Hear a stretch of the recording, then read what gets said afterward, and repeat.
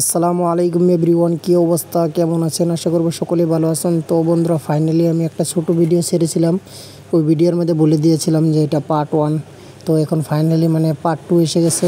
যেহেতু বন্ধুরা আমার মসজিদে আসা দেরি হয়ে গেছে, তারপরে সবের লাস্টের কাতারে আছি আমরা। আর মসজিদ দেখুন একদম পারা ফুল হয়ে গেছে। মসজিদে এখন জায়গা আসছে না, আমরা একদম সবের পাশে আছি, পিছনের কাতারে আছি আর কি। তো বন্ধুরা আকামত দিয়ে দিয়েছে, এখন নামাজে দাঁড়াতে হবে, সবাই নামাজে দাঁড়াতে যাচ্ছে। তো বন্ধুরা সমস্ত ভিডিওটা দেখতে থাকেন আর উপভোগ করতে থাকেন।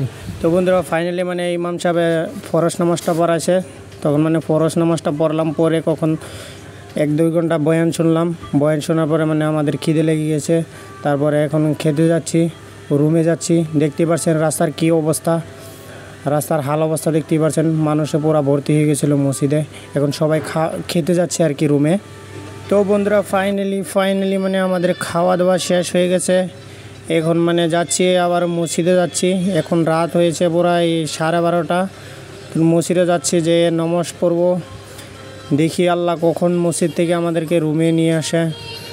তো বন্ধুরা সমস্ত ভিডিওটা দেখতে থাকেন, আপনারা দেখে মজা উপভোগ করতে থাকেন। আর বন্ধুরা দেখেন মসজিদে আসা যেহেতু বলে দিয়েছিল ইমাম সাহেব বয়ানের সময় যে মসজিদের গেট খোলা থাকবে। মসজিদের গেটটা খোলা আছে, ভিতর দিয়ে লাগানো আছে, যেহেতু কে জানি বন্ধ করেছে বলতে পারি নাই। তারপরে টেনে মসজিদের গেটটা খুলে দিলাম, হাত ঘুষিয়ে দিয়ে ভিতরে। সব বন্ধুরা এখন আমাদের অজু টজু বানাবো। দেখতে পাচ্ছেন পিছনে হয়েছে অজু করার হাউস। ওটা মসজিদটা একদম বাড়ির মতন। আপনি ঢুকলে বুঝতে পারবেন না এটা মসজিদ না কি। মসজিদটা একদম বাড়ির মতো নয়।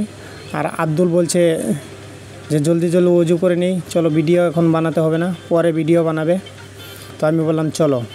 তো বন্ধুরা এখন আমরা 1-2 ঘন্টা নামাজ পড়লাম। নামাজ পড়ে এখন বিরাটই খারাপ লাগছিল শরীরটা, যেহেতু রাত্রে হজাগ থাকি না, এত রাত পর্যন্ত জাগি না, যেহেতু আজকে শবে বরাতের উপলক্ষে রাত জাগতে হবে।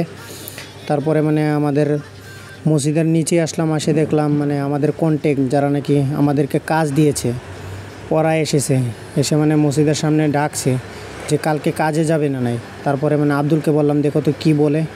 তারপরে আব্দুল বলল স্যার আসছে। তারপরে আমি বললাম স্যারদেরকে জিজ্ঞাসা করো যে চা খাবে নাকি।